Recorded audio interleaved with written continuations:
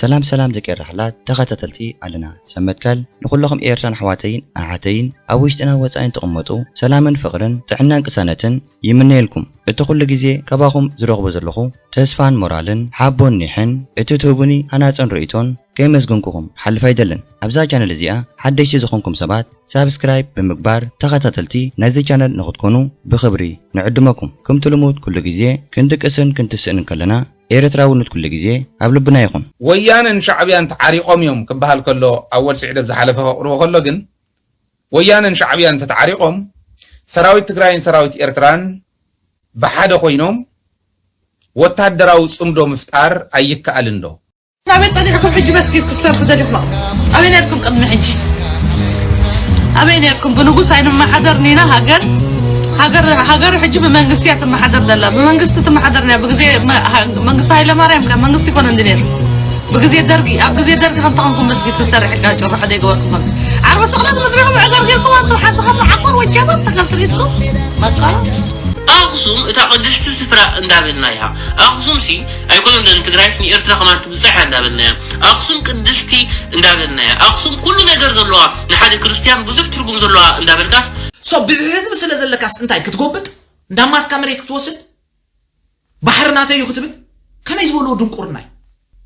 وات ندابوي كوستا كم توقع يزول كوكوي ندابوي كوستا قفي حجز اللهم هيا ناتنا جزا خد سبيبي حراي سلازس ناي دابوي كوستا جزاس كهمنا اللهم ملك تزار تعينت عشنتي أتي نصندو كم سلت ترح خيخونس كم استراتيجي زرقة تزملع أصدقائي تيس أنجلن برسنا ورموسنا تيس عشرة برسنا خوني خير تهاجر تجري إلو زيد كيف زنغرة إيه سراوت إرترا زورو مريتي لن لك الله حدا سراوت إرترا زقافع حزبي لن أجلس بهالسر كم دي أخوينا تقولنا يتغير نبرام خيرنا نبزلام بس خيرنا أنا بعلي كده ناكل تبضع تردي همدو عاوزيسي تهزبي زخون عينات زبز حنا بدل لن يلومنا أزلك أزلو بعد ما كلا حيزوم لي بحزلو ترى الله مزقورين نعمت لي وان تليو يكتاتلو يوم سبرودوب تليو نايسب زور تليو يكتاتلو يوم بوليس تግራይ ናይ ፖሊስ መትሓዚ ኣውፅኹም ብቐጥታ ብቕልጡፍ كده ኣመነ በሰርዎ ናብቲ ተቆፅር ኣውዕልዎ ተባሂሉ ካብ ፖሊስ ትግራይ ትእዛዝ ከም ዝወረደ ለማዕተ ኣጋምሸት ካብ ትግራይ ዝረኸብ ናይ ሓበሬታ ኣሎ ናይ ቤት ፍርዲ መትሓዚ ወረቐት ከም ዝወፀሉ ኣረጋጊፅና ኣለና 100% ኣረጋጊፅና ኣለና ስዊታ ሓበሬታ ይኮነ 100% ኣረጋጊፅና ኣለና بقطع يكون بتزاوري أو قلنا تجري دوزولو نمنيم أكوابنا أوشتنا كم منقستات بعوي منقست إرترالو ناي السودان منقست ويك على البرهان زمرحو ناي قبص منقستي ناي جيبوتي منقستي ناي سعودية منقست ليبيا منقست صوماليا ناي كواتار منقست إذا بمنقستات درجة زي أتوم بقطع تزاورن أو قلنا تجري له بزي زحق زينا كنجمر دكير رحلات أبي إرتهاجرنا زعبية ناي 3 ميجاوات ناي صحياوي تتكالي ساعات تكال تمري الله تاريخ ممر اليوم هذا السنة قد كاب قدام هيدا حراي بتناي تمال كاب ألوف تاريخهم كن بزمهر حجونا لو قد قالهم يفحروا المن بحالمون زي كون قبري حلنا عباي هذا زخلل عبحري دمو مسيدنا يوم كاب تنكم نبري عباي رحبوا حديرا يا عمري علينا شعبية خمتنا ايتمال علينا شعبية خمتنا ايتمال فيرا مريك عالسي وغانا يتقستي كابولة يريدنا ريابوة ترستي زمت اتمتين يجلو بقاتا ينا غسديو كمت ماي قلتا زمت اتمتين يجلو بقاتا ورستو ورارس علينا شعبية بزي زحق زينا كنجمر دكير رحلات أبي إرتهاجرنا زعبية ناي 3 ميجاوات ناي صحياوي تتكالي ساعات تكال تمري الله بمسرت أمونغو منجسير بانكي لمعات أفريقان أبدك أمحاري كهنز زتوسنة ناي 3 ميجاوات صحياوي تتكاي ساعات أورح مقابيت كلتشحن سران سلستان بزت بزحي سممع مسرت هنسأتو تزازيمو تمري الله أبي إرتا زعبية ناي زعينة تباهيلو زت تقصي 30 ميجاوات ساعات زمنچو ناي صحي فوتو فولتايك تكال أبدك أمحاري بملو عقمو مس هاجراوي مسمر إلكتريك تأساسيرو ألو اتي ببانكي لمعات أفريقيا تمويلو نكوبانا چاينا إنرجي إنجينيرينج ኮርፖሬሽን ዝተሃንጸ ፕሮጀክት ኣብ ኤርትራ ቀዳማይ ማእከላይ ዝኾነን ምስ ናይ መኽዘን ሰዓት ስርዓት ዝተወደደን ናይ ፀሓይ ሰዓት ትካል እዩ። እዚ ፕሮጀክት ነዞም ዝስዕቡ ቀንዲ ኣካላት ዘጠቓልል እዩ። ቀዳማይ 30 ሜጋዋት ዓቕሚ ዘለዎ ናይ ፀሓይ ሰዓት ግራት 15 ካልኣይ 15 ሜጋዋት 30 ሜጋዋት ሰዓት ዓቕሚ ዘለዎ ናይ ባትሪ መኽዘን ሰዓት 1566 ኪሎ ቮልት ክብ ዝብል ሳብስቴሽን ራብዓይ 750 ሜትር ንውሓት ዘለዎ ድርብ መስመር 66 ኪሎ ቮልት ናይ ምስጋር ገመድ። እዚ ትካል ብምሉእ ዓቕሙ ስርሑ ምስ ጀመረ ኣብ ዓመት ብገምጋም 73.89 ሚልዮን ኪሎዋት ሰዓት ኤሌክትሪክ ከመንጩ ትፅቢት ይግበረሉ። እዚ ድማ ኣብቲ ከባቢ ንዘሎ ሕፅረት ሓይሊ ኤሌክትሪክ ንምቕላል ዓብይ ኣበርክቶ ክህልዎ እዩ። ኤርትራ ሃገርና ኣብዚ እዋን እዚ ንዓቕሚ ተሓደስቲ ሰዓታ ንምስፋሕን ንመሰረተ ልምዓትን ሰዓታ ንምሕያል እትገብሮ ዘላ ፃዕሪ ዘንፀባርቕ ወሳኒ ስጉምቲ እዩ። ባንኪ ልምዓት ኣፍሪቃ ተመሳሳሊ ፕሮጀክትታት ኣብ ዞባ ጋሽ ባርካ ንምምዋል ድሮ ስምምዓት ኣካይድሎ። ኣብዚ እዋን እዚ ኣብ ሃገርና እቲ ፀንሐ ፀገማት ናይ መብራህትን ካልእን ዳርጋ እንዳብቃዒ ዝኸይድ ዘሎ ኣብ ኩለን ከተማታትን ገጠራት ናይ ሃገርና እውን ሰዓት እንተ ተተኺሉ ኣብ ሃገርና ናይ ኤሌክትሪክ ፀገማት ኣይክህሉን እዩ። ከምቲ ቀጻሊ ንብለኩም ፀገም እንተሃልዩ ብሓንሳብ ፀገም ኣይእለን እዩ ወይ ድኽመት እንተሃልዩ ብሓንሳብ ድኽመት ኣይእለን እዩ። ቀስ ብቐስ ግን ኩሉ ይዝእለ። ናትና ድሌትን ትምኒትን ከዓ ሃገርና ክትምዕብልን ህዝብና ክቐስንን ናትና ትምኒት እሞ ከም ትምኒትና ይሃበና።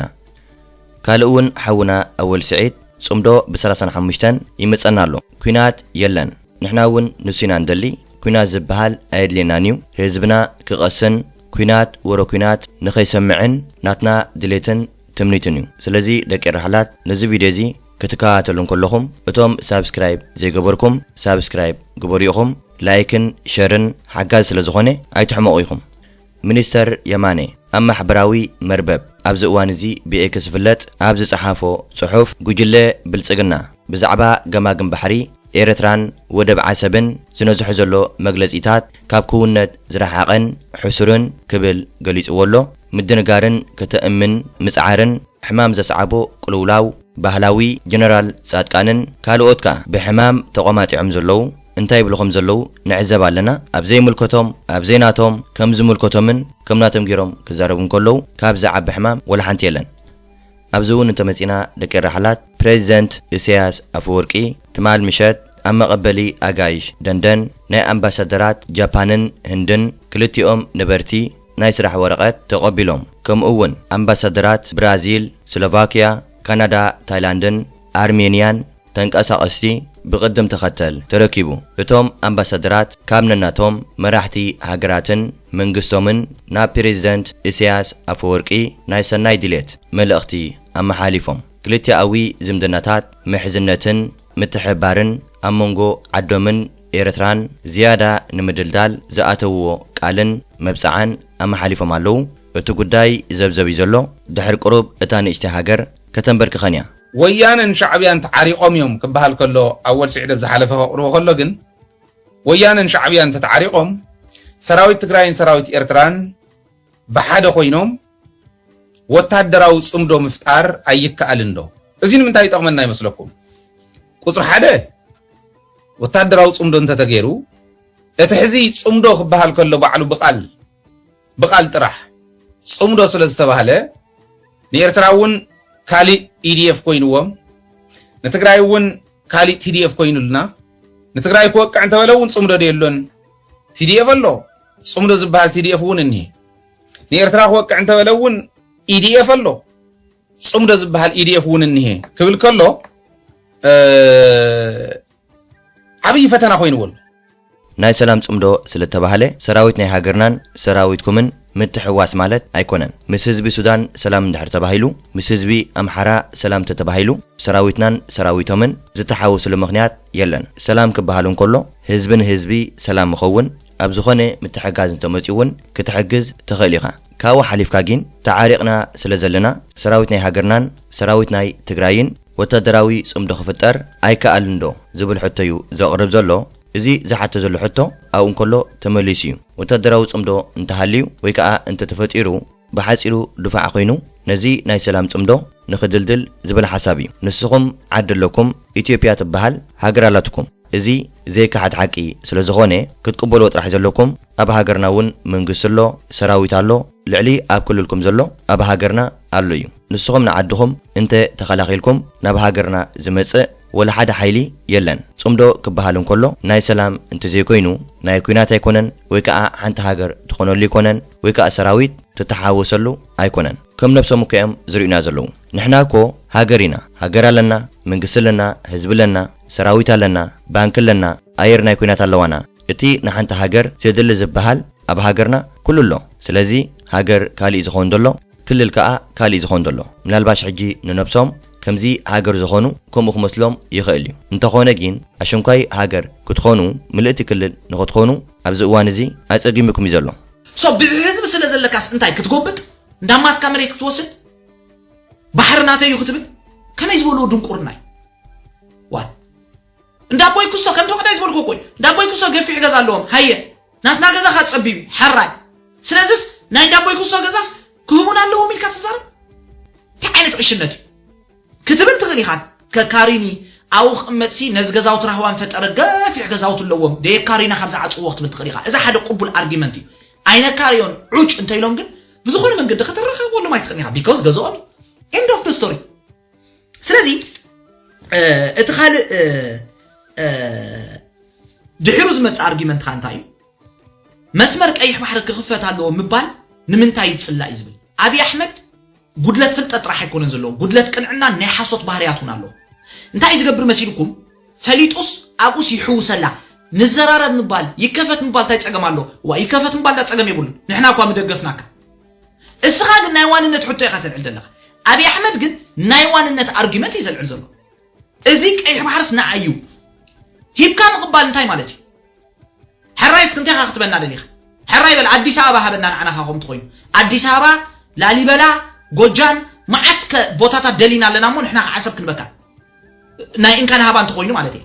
እዚ ወዲ መርገፂኡ ንፅር ኣይኮነን እምበር ሓንሳብ ኣብ ትኸይድ ሓንሳብ ናብ ትኸይድ መዕለቢ የብሉን መዓልቲ መዓልቲ ለወደይ ባሕር እንዳበልካ ዘይብልካ ዘይምልከተካ ባሕሪ ኣይበሃልኒ እንተኾነ ግን ሕሙማት ዝኾኑ ጎረቤት ስለ ዘለውና እንታይ ክንገብር ንኽእል እታ ሃገርና ሓፍ ኣቢልና ናብ ካልእ ክንቀይራ እንተ ንኽእል መቐይርናያኮ ካብዞም ሰረቕቲ እዚኦም መዕረፍናኮ እቲ ሓደ ኣብ ስልጣን እንተመፀ ባሕሪ ይብል እቲ ሓደ ኣብ ስልጣን እንተመፀ ኣስመራ ናትና ይብል ዓሰብ ናትና ይብል ተረቢሽናኮ ወላ ከምኡ ኢሎም ኣይረኽብዎን እዮም ግን እቲ ሕማም ኣብ ልቦም ስለ ዘሎ ኣብ ሓንጎሎም ስለ ዘሎ ባሕሪ ናትና ይኽብሉ ግድን እዩ ኣብዚ ዘይርድኦም ሰባት መዓት እዮም ዘለዉ መንግስቲ ኢትዮጵያ ባሕሪ ክብል እንከሎ ናይ ዋንነት ባሕሪ እንተዘይኮይኑ ተጠቃምነት ናይ ባሕሪ ኣይኮነን ንሱ ዝዘልዮ ዘሎ ዋንነት ናይ ባሕሪ እዩ ዋንነት ማለት ከዓ ከምዚ ገዛ ናይ ውልቅኻ ንስኻ ትውንኖ ዝገዛእኻዮ ናትካ ዝኸውን ዘሎ ከምኡ ዝኾን ዘሎ እንተዘይብልካ የብልካን ካበይ ከተመፅእ ትኽእል ባሕሪ የድልየና እዩ የድልየኩም እወ ወላ ኣነ እኮ $1,000,000 የድልየኒ እዩ ክረኽቦ ይኽእል ዶ ክረኽቦ ኣይክእልኒ ምምናይን ምህላውን በበይኑ እዩ ሜሮን ከዓ ካብዚ ግምጥል ወፂኻ ናብቲ ሓቂ ዝኾነ መስመር ኤርትራውነት ክቡር መንነት ናብኡ ምፃእ ሓንሳብ ኣብ ዝኸውን ፅንሕ ኢሉ ከዓ ናብቲ ይኸይድ እዚ ኣይጠቕመካን እዩ ኣቋርፆ እቲ ንፅምዶ ከም ስልቲ ጥራሕ ከይኮነስ ከም ስትራቴጂ ዝርኢ ከዓ መላእስ ትግራይ ኢቴስ አንገለን ፐርሰን ኦልሞስት 97-98% ክኸውን ይኽእል ሃገረ ትግራይ ኢሉ ዝድግፍ ዝነበረ እዩ ስለዚ ፅምዶ ትዝበዝሕ ይድግፎ ይተሓጋገዘሉ ይከባበረሉ ኣብ ናይ ሕሉፍ ቂም በቀል ቅርሕንቲ ምንባር ከይኮነስ ንቅድሚት ከመይ ንገስግስ ኤርትራ እኮ ክፍቲ ፌደራል መንግስቲ ሰራዊቱን ታንክታቱን ፅዒኑ ክኸድ ከሎ ንሽዋን ምብራቅ ግንባርን ንምዕራብ ግንባርን ክኸድ ከሎ እኮ ሰራዊት ኤርትራ ምንም የለ ካብ ዓድግራት ሓሊፍኩ ዘሎ ካብ ድሕሪ ፍያቐሽ ዘሎ ካብ ፋፅም ድሕሪ ዘሎ ጀሚርኪ ብገላ ጀሚርኪ ብኣድያዎ ጀሚርኪ ሲ ክፍቲ እዩ ነይሩ ወታደራውን ፖለቲካውን ስርሕ ብልፅግና ሻዕብያ ብደንብ ገይሩ ኣፍሽሉ ወፂ ሓቂ ፌደራል መንግስቲ ኸይዱ ናይ ፌደራል ሰራዊት ሓቂ ወፂ ኸይዱ ሽዑ ምስ ሙሉእ ቁመኑ ምስ ሙሉእ ሓይሊ ነይሩ ሰራዊት ሻዕብያ ሰራዊት ኤርትራ ካብኣቱ ስለዝደለስ መቐለ ይኮነስ ኣልዋም ክሓልፍ ይኽእል ነይሩ ፌደራል መንግስቲ ከዓ ተመሊሱ ንስንሳትና ክንዋጋእ ከለና ከዓ ተመሊሱ ከዓ ንዓና ያዳኸም ኤርትራውን ከዳኸም እዚ ባይዘት ፖለቲካል ስራ ተሰሪሑ ስለዚህ ብስልትን ብስትራቴጂን ኮሎኔል ፌደራል መንግስት ብልጽግና ንሕናን ኤርትራውያንን ብናይ ኢትዮ ኤርትራ ጦርነት ዝተኻየደ ጎንፅን ኣፍታ ናይ ሕዚ ዝተፈጠረጥና ዋርካይን ኤን ጆኖሳይድን መሰረት ገይሮም ኣው ይዳሙ እዩ ንሱ ዓባይ ኢትዮጵያ ክመርሕን ወይ ዓባይ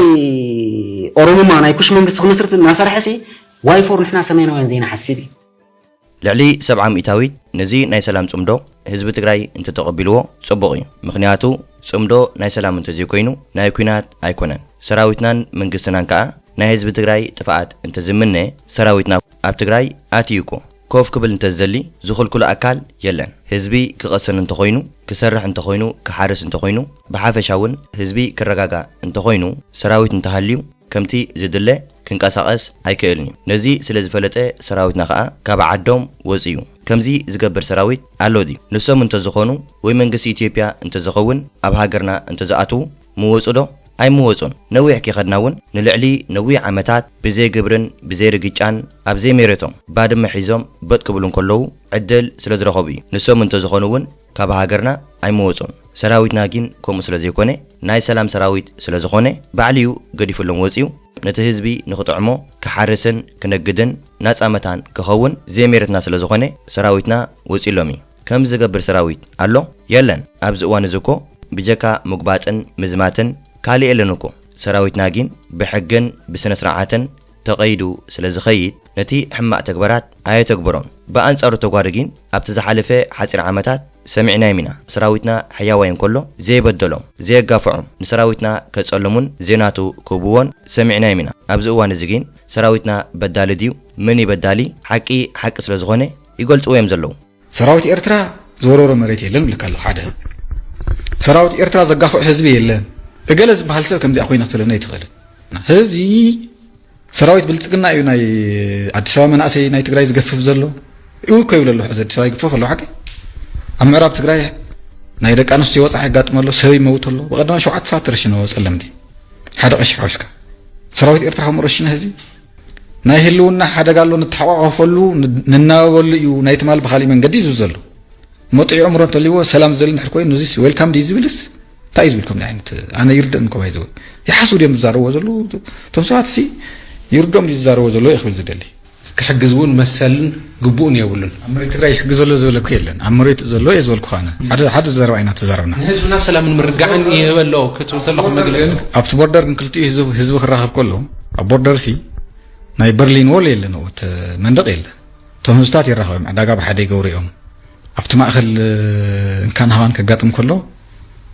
ሌባ ከጋጥመካ ይኽእል ወይ ስግረዶብ ክህሉ ይኽእል ወይ ኮንትሮባንድ ክህሉ ይኽእል ካልእ ዝተፈላለዩ ገበን ኣሎ እዩ ኣብ ሓደ ዝኾነ ነገር ክህሉ እዩ ኣብዚ ዝገብርዎ ዘሎ ስራሕቲ ሲ ኣወንታዊ ስራሕቲ ጥራሕ እዩ ንሕና ኸይድና ናብ እገላ ኸይድና ናብ ራማ ኸይድና ናብ ዛላምበሳ ኸይድና ኣነ ባዕለይ ከይደ ናብ ክልተ ቦታ ተረዲኻ ዶ ኣብዚ ሲ እቲ ህዝቢ ዝኾነ ዓይነት ዝበፅሐና በደል የለን ኢሎምና ዝብለካ ዘሎ ወገን ባድመ ሒዞም ደ ብሓዘሉ እንታይ ዳ ኣሎም ዝገብሩ ኢልና ንኣብነት ሌባ እንተልዩ ይከታተልዎ እዮም ስግረዶብ እንተልዩ ናይ ሰብ ዝውውር እንተልዩ ይከታተሉ እዮም ስግረዶብ ንዘጋጠመ ክኣቱ ይኽእል እዮም ኣብቲ ከባቢ ንሱ ማለት እዩ እዚ ከዓ ገበኒ እዩ እዚ ከዓ ክንምክቶ ዘለና ክንከላኸሎ ዘለና ገበኒ እዩ እዚ ኣወንታዊ ነገር እምበር ሕማቕ ኣይኮነን እዚ እቲ ሓቂ ሰራዊትና ኣሸንኳይ ክቐትል ኣሸንኳይ ክዕምፅ ነቲ ዝቐትል ዘሎ ዘጋፍዕ ዘሎ ንዕዩ ኣብ መስመር ዘምፅኦ ነዚ ግን ንሶም ስለ ዘይደግፍዎ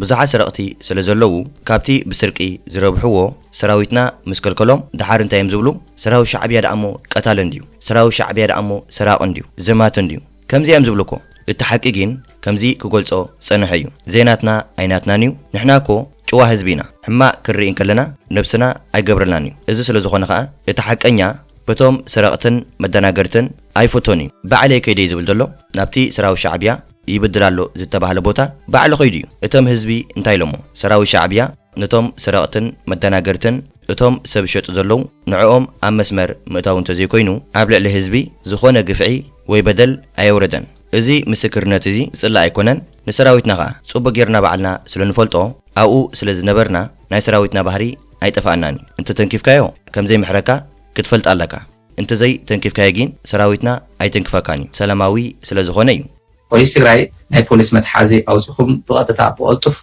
ክዳን ኣመነ በሰርዎ ኣብቲ ተቁፅፅር ኣውዕልዎ ተባሂሉ ካብ ፖሊስ ትግራይ ትእዛዝ ከም ዝወረደ ሎማዓንቲ ኣጋምሸት ካብ ትግራይ ዝረኸብ ናይ ሓበሬታ ኣሎ ናይ ቤት ፍርዲ መትሓዚ ወረቐት ከም ዝወፀሉ ኣረጋጊፅና ኣለና 100% ኣረጋጊፅና ኣለና ስዊታ ሓበሬታ ይኮነ 100% ኣረጋጊፅና ኣለና ፖሊስ ትግራይ ናይ ፖሊስ መትሓዚ ኣውፅኹም ብቐጥታ ብቕልጡፍ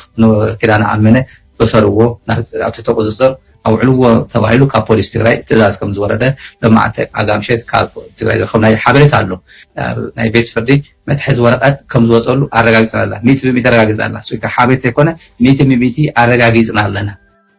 ንሰላም ንኽሰርሕ እንቅፋት ኣሎ እዩ ንሰላም ሰርሕ ኣለኹ እንተበልካ እዚ ደኣ ናይ ሰላም እንድዩ ሰላም እንዴ ዝብል ዘለኹ እንተበልካ ነታ ሰላም ዝጸልእዋ ሰባት ስለ ዘለዉ ናይ ኣጋንንቲ ስነ ሓሳብ ስለ ዘለዎም ክጻብኡኻ ግድን እዩ ከምዚ ክገልጸ ጸኒሐ ንክዳነ ኣመነ ንኽእሰር ኣብ ቤት ፍርዲ ንኽቐርብ ካብ ፖሊስ ትግራይ ትእዛዝ ከም ዝመጸ እዩ ዝሕብር ዘሎ ክዳነ ኣመነ እዚ ኣቐድማ ቢልና ክንሰምዖ ጸኒሕና ንሲ ዝኾን ዘሎ እንታይ ስለ ዝፈጸመ እዩ ወላ ሓንቲ ይፈጸመን እቲ ንሱ ዝፈጸሞ ሰላም ስለ ዝበለ ሓቂ ይዛረብ ስለ ዘሎ እቲ ሓቂ ኸዓ ቀጨውጨው ስለ ዝበሎም ስለምንታይ ሓቂ ትዛረብ ስለምንታይ ከ ሰላም ትብል በዚኣ ምኽንያት ንኽኣስርዎ ትእዛዝዩ ተመሓሊፉ ዘሎ ኣብ ትግራይ እውን ኣብዚ እዋን እዚ ኣብ 3-4 ተመቒሎም ኣለዉ ኪዳነ ኣመነ መን እንተበልና እዚ ዝኾን ዘሎ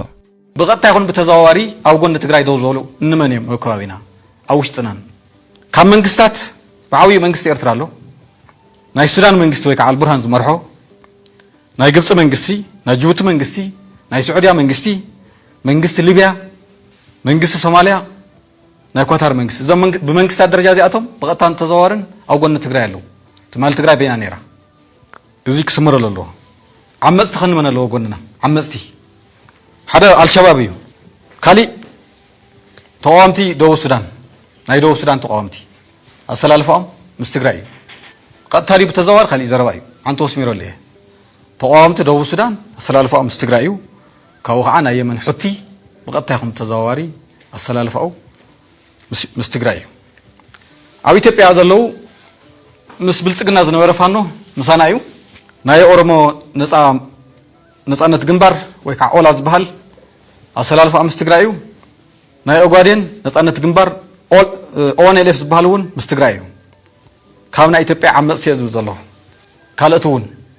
ካልኦት ኣብ ጋምቤላ ኣለዉ ኣብ ዓፋር ኣለዉ ኣብ ዓፋር እውን እኒው ናይ ዓፋር ዲሞክራሲያዊ ፓርቲ እውን ምስ ሰራዊቶም ማለት እዩ ኣብ ካልኦት እውን ኣለዉ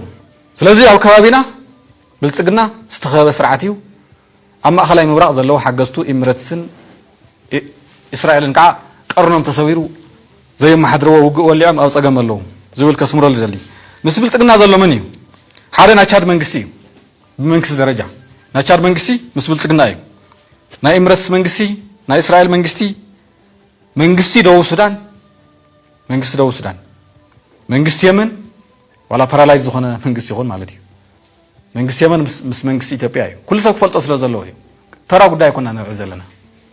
ስለ ዝምልከተና ንህልውናና ስለ ዘገድሰና ናይ ኬንያ መንግስቲ እውን ዋላ ፓሲፍ ይኹን ኣሰላልፋው ዋላ ኣክቲቭ ይኹን ምስ ብልጽግና እዩ ካብ ተቃወምቲ እንመን እዮም ዘለዉ ምስ ብልጽግና ተቃወምቲ ሊብያ ቶም ናብ ኢትዮጵያ ናብ ቻድን ዘመሓላልፉ ዘለዎ ማለት እዩ ንአርኤስኤፍ ተቃወምቲ ሶማሊያ ማለት እውን ጁባላንድ ፑንትላንድ ሶማሊላንድ እዚኣቶም ምስ ብልጽግና እዮም እዞም ተቃወምቲ እዚኣቶም ካብኡ ናይ ሱዳን አርኤስኤፍ ወይ ከዓ ውሃቢ ቅልጡፍ ድጋፍ ዝበሃል ማለት እዩ እዚኦም እዮም ናይ ብልጽግና ስለዚ ብልጽግና ተነፀለ ስርዓት እዩ ንብል ዘለና ብዘይ ምክንያት ኣይኮነን እዚ ክንሰምዖ ፀኒሕና ኪዳነ ኣመነ እዩ ዝኸውን ዘሎ ነዚኦም ሕጂ ንኽእሰር ብትእዛዝ ፖሊስ ትግራይ ተመሓሊፉ ዘሎ ሓቂ ይዛረብ ስለ ዘሎ ነዚ ከዓ ንሶም ስለዚ ይቕበልዎ ቃንዛ ስለ ዝገብረሎም በቃ ንኽእሰር ወሲኖም ማለት እዩ ኣብዚ እዋን እዚ እኮ ኢማራት ዓረብን እስራኤልን እታ ዓቕምታተን እንዳደኸመን ድዩ ዝኸይ ዘሎ እተን ካልኦት እንተርኢና እውን ካብ ቀደመን ድኹማ ስለ ዝኾና ኣብ ሓፂር ግዜ ክወድቀየን ሕማቕ ትገብር እንተኾንካ ጽቡቕ ኣይትረክብን ኢኻ እታ ሕማቕ ዝገበርካያ ሓሊፋ ስለ ጽንሓካ ናኢትካ ትረክብ ኢኻ ኢማራት ዓረብ ኣብ ልዕሊ ህዝቢ ሱዳን ዝፈጸመቶ ግፍዕታት ቀሊል ኣይኮነን ንዘለኣለም ዘይርሳዕ ህዝቢ ሱዳን ካብ ልቡ ዘውፅኦ በሰላ ገዲፈ እያ ኣብዚ እዋን እዚ ከዓ ናይ ኢደያ ትረክብ ዘላ መንግስቲ ኢትዮጵያ እውን ኣብዚ እዋን እዚ እንዳደኸመ እዩ ዝኸይ ዘሎ ኢትዮጵያ ብዓባያ እንዳተበተነትን ስረቅትን ከተርትን እንዳብዝሕትን ትኸይ ዘላ ፈርካሽ ሃገር እያ እተን ኣብ ጎኒ ህዝቢ ትግራይ ዘለዋ ሃገራት ክገልፀን ጸኒሕ እዩ ኤርትራ ሃገርና እውን ብዓቢኡ እንታይ ሰርሕ ከም ዘላ እውን ንዕዘብ ኣለና እዚ ናይ ሰላም ጽምዶ ቀሊል ኣይኮነን ገሊኦም ሰባት ኣለዉ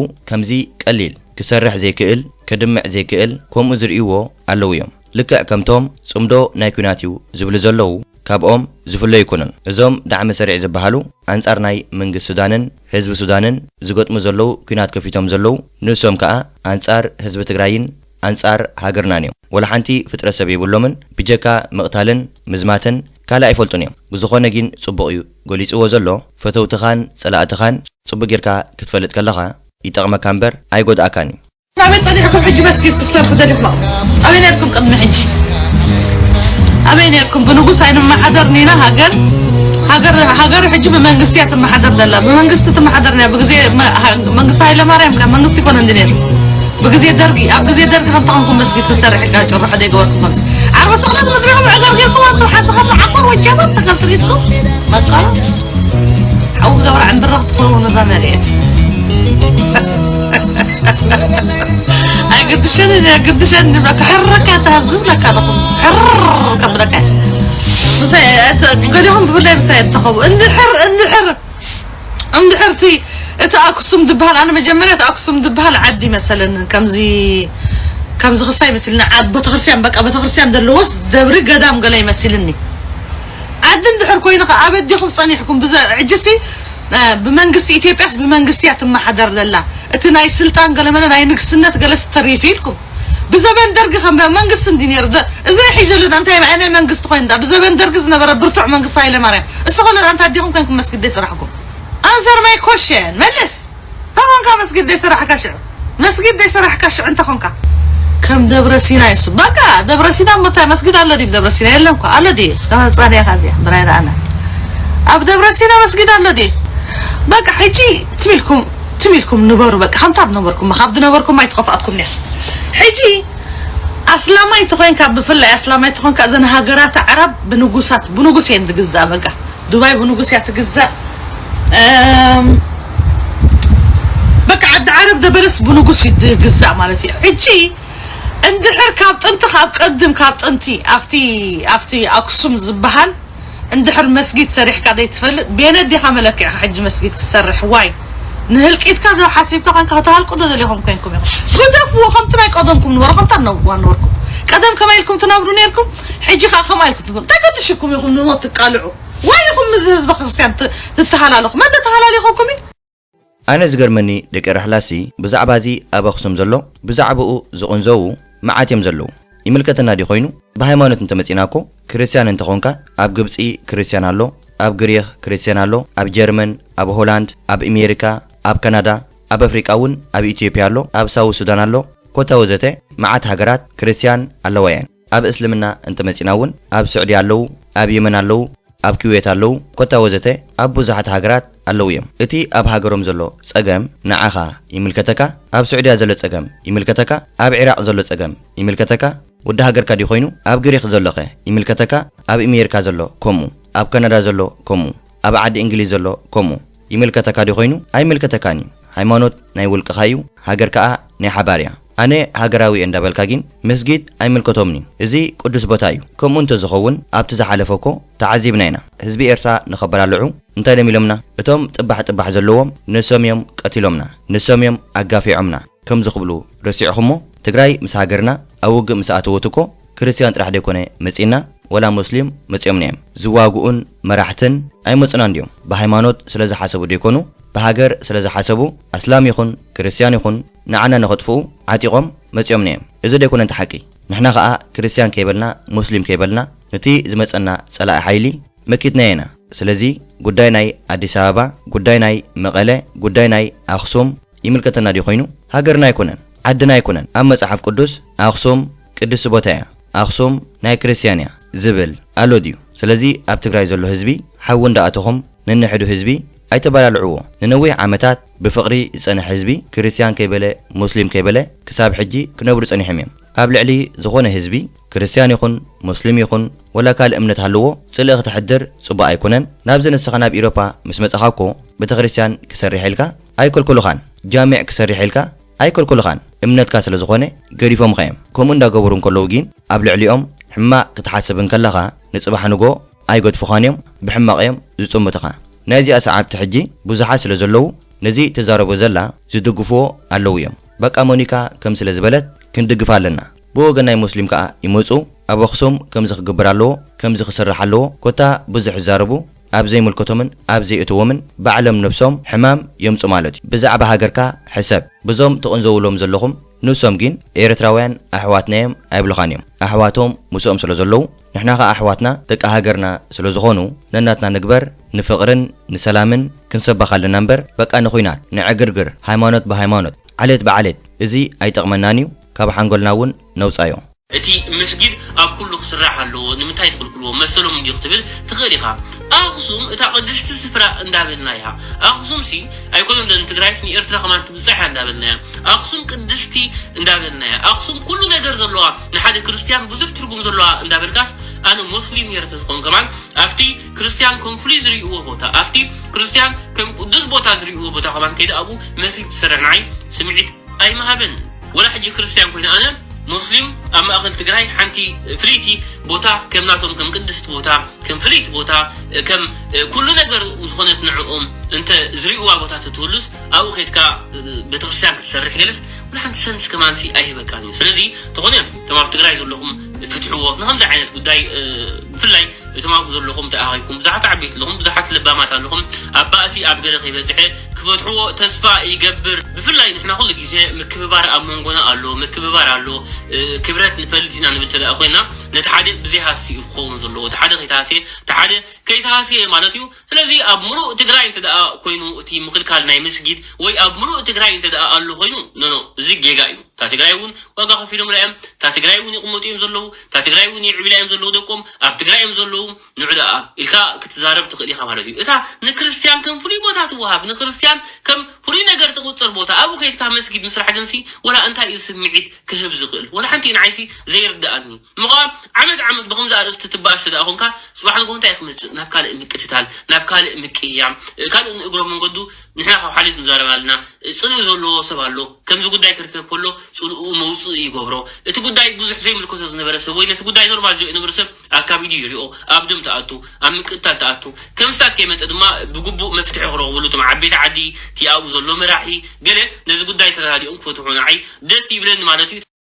يا حجزي حالة نزخون دلو نحدا وجن عند حسكا كم يزخون دلو أما لا تجري مسلم مسجد نتبلو إزي جيجايو أبو خصوم جين أبتا قدس بوتا أو خسر حجين كم زي قبلويو زي حبر زلو ولا بسرع لكو أب يرسالم مسجد كم زلو تفلت له يرسالم قدس بوتا ندات بحال جامع له أنا حجي أبو خصوم يسرح أي سرح كم ديكونكو زبل دلخو إذا قدايزي قداينا سلزي كونه نعنا إيرتراوين كا يبصحنا يو يم زبل دلو بينا مغنياتيو زبصحنا نعنا زبصحنا انت خوينو أخصوم زبصحنا انت خوينو بحرون يبصح مالديو وي أدوليس يبصح مالديو أدوليس نايت انت سلزخونت قدس بوتا مالديو أخصومكو نايت انتي سلزخونتيو نايك قدم مالديو ولا مصحف قدس انت مزينا أخصوم قدس بوتا تبهال ديا أما مصحف قدس تقليص الله كمزي لخزاربن كله الإسلام وجن كحز الكريستيان كا بتحد وجن كحز بكنا نحدي إيرتراو زيغا نقبل على عوو انت زي كوينو كمغري كونو كمعدي كونو نازيوم معدا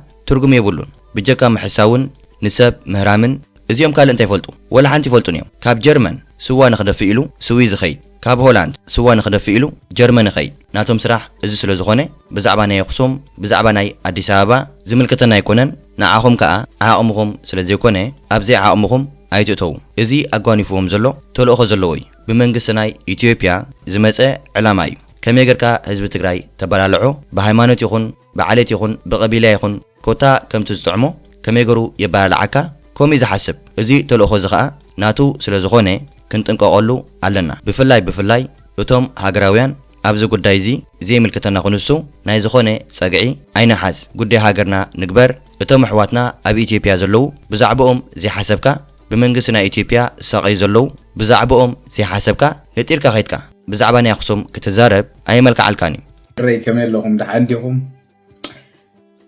امباركس لو ما عندي حدا نجار كزاربا زدلي زوم إيرتراويان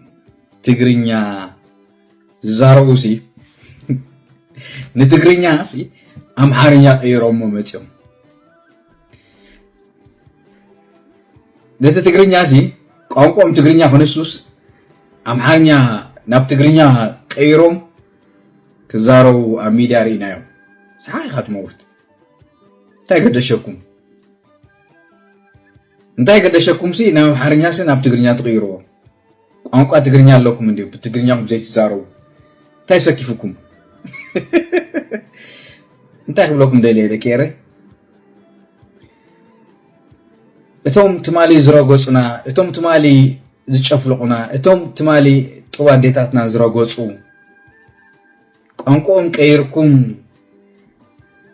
ንኤርትራ ከም ተዋሃበ ኣምሲልኩም ንደርፊ ግጥሚ ቀይርኩም መጽኹም ኣብዚ ክትፍትፉ ከለኹም ብጣዕሚ ይዝገርመኒ ሓደ ኢትዮጵያ ትበሃል ታሪክ እንታይ ኣለዋ ናይ ሓሶት ታሪክ ሒዛ ትነብር ሃገር እያ ነቶም ታሪክ ኢሎም ዝዕበይሎም ንሳቶም ክገርመኩም ካብ ሃይለ ስላሴ ጀሚርኩም ቅድሚኦም ዝነበሩ ነገስታት ዋላ ቅድሚኦም ዝነበሩ ሃፀያት ክነምፅኦ ንኽእል ኢና ታሪኾም ግን ኣብ ዝቐረባ ግዜ ዘሎ ታሪክ ብፍላይ ዝምክሕሉ ኢትዮጵያውያን ታሪክ ከም ታሪክ ኢሎም ዝወስድዎ ናይ በዓል ሃይለ ስላሴ እታ ኢትዮጵያ ትበሃል ብጥልያን ኣይተገዛኡን ትብል ጥልያን ኣዲስ ኣበባ ከተረፈ ክቋፃፀራ ከሎ ን5 ዓመት ኢትዮጵያ ክቋፃፀራ ከሎ ሃይለ ስላሴ ንጉስ ናይ ኢትዮጵያ ተሰዲዱ ዓዲ እንግሊዝ ይቕመጥ ነይሩ አልሓንቲ ታሪክ የብሉን ንህዝቢ ኤርትራ ከዓ እቲ ቀንዲ ጨፍላቅን ሓራድን ብታንክታት ዝረግፅ ነበረ ሃይለ ስላሴ ክፉእ ኣማውታ ኣብ ትሕቲ ቤት ጽሕፈቱ መንግስቱ ሃይለ ማርያም ብህይወቱ ከሎ ዝቀበሮ እዩ ናይ ታሪክ ኣለዎ ናይ ሃይለ ስላሴ زي تاريخ درجين حرينا يا خوينا زغل فخران زغل تمن بهزباو جنبار كله تسعيرو تشنيفو كهدم كله زي تاريخ بتاعت مالي زنبرت سرعات ناي إحادي زغلو بدلات قبل علي حزب إيرترا تفصمو زنبرات بدلات 25 ዓመት ዝኸደ ስልጣን ዝገበሮ ኣብ ልዕሊ ህዝቢ ኤርትራ ዝፈጸሞ በደል ማይ ኮይኖም ዝተረፉ እዚ ዘለዎም ታሪክ ኣብ ሰዓት ዘሎ መንግስቲ ድማ ብዝተፈላለየ መንገዲ ኣብ ክልላት ንክልላት ክመሓላለፉ ዘይክእሉ ነንሕዶም ብሰላም ክነብሩ ዘይክእሉ ህዝቢ ሒዙ ኣብ 4 ኪሎ ዘብለጭልጭ ንሓንቲ አዲስ አበባ ትበሃል